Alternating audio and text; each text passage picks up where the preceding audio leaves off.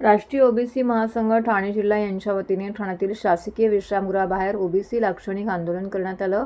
जातीनिहाय जनगणना करणे, मराठा समाजाला सरसकट कुणबी दाखले देऊ नयेत, मराठा समाजाचे ओबीसीकरण करू नये, तसेच ठाणे जिल्ह्यातील ठाणे शहरात ओबीसी विद्यार्थी वसतिगृह 100 मुलींसाठी आणि 100 मुलांसाठी सुरू करावे, ही मागणी देखील करण्यात आलेली आहे। त्याचबरोबर ज्ञानज्योती सावित्रीबाई फुले आधार योजना सुरू करून त्याबाबत निधी देण्यात यावा, महाज्योती कोकण विभागीय कार्यालय ठाणे शहरामध्ये सुरू करण्यात यावे, अशी मुख्य मागणी या ओबीसी लाक्षणिक आंदोलनाच्या माध्यमातून करण्यात आलेली आहे।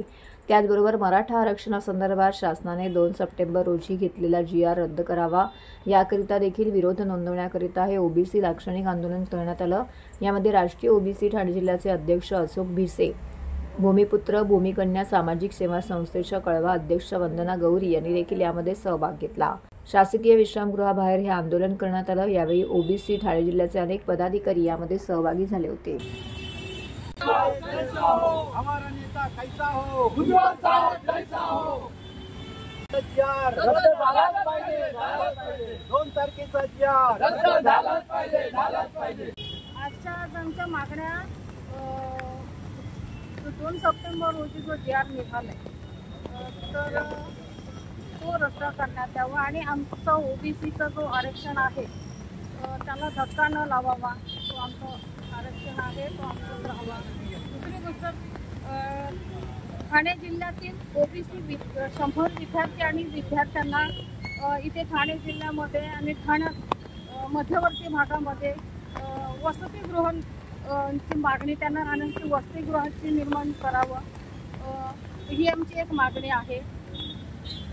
आणि जातनिहाय जनगणना व्हायलाच पाहिजे, ही आमची पहिली मागणी आहे।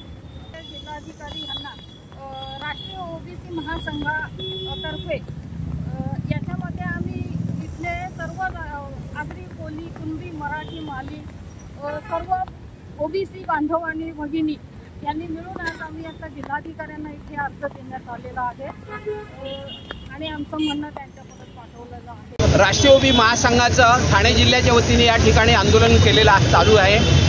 जर 7 ऑगस्ट रोजी नागपूर येथे जो राष्ट्रीय महासंघाचं अधिवेशन झालं त्यात 14 GR मंजूर व्हावेत, त्या 14 ठराव मंजूर व्हावेत, त्या ठिकाणी साखळी उपोषण सुरू आहे 30 ऑगस्टपासून। तसंच ठाणे जिल्ह्यात प्रत्येक तालुक्यात साखळी उपोषण सुरू आहे। या ठिकाणी सुद्धा परवानगी यासाठी मिळाली आहे आणि जो आमच्या प्रमुख मागण्या आहेत त्या 14 मागण्या व्यतिरिक्त या ठिकाणी ठाणे जिल्ह्यात अजूनपर्यंत ओबीसी मुलांचं 100 मुलींचं आणि 100 मुलांचं हॉस्टेल सुरू झालं नाही, ते ठाणे स्टेशनजवळ व्हावं, ही प्रमुख मागणी आहे। त्याचप्रमाणे महाज्योतीचं ऑफिस जे आहे ते नागपूरला आहे, ते कोकण विभागाचं हे ठाणे शहरात व्हावं, या 2 प्रमुख मागण्या आहेत। तसेच 1500 कोटी जे ओबीसी महामंडळ पेजे महामंडळाला मिळावेत, त्याचप्रमाणे जो 2 तारखेला जो GR शासनाने तातडीने काढलेला आहे त्याचा आम्ही या ठिकाणी निषेध करत आहोत। तसंच शासनाने मराठ्यांना जे काही द्यायचं असेल ते द्यावं, परंतु ओबीसीमधून देऊ नये, हीच आमची मागणी आहे। छत्रपती शिवराय शाहू फुले यांच्या प्रयत्नाने डॉक्टर बाबासाहेब आंबेडकर यांनी दिलेल्या घटनेच्या अधिकाराचं उल्लंघन होऊ नये, यासाठी आज आम्ही एकत्रितरित्या ओबीसी समाज पूर्णतः या ठिकाणी जमलेलो आहोत।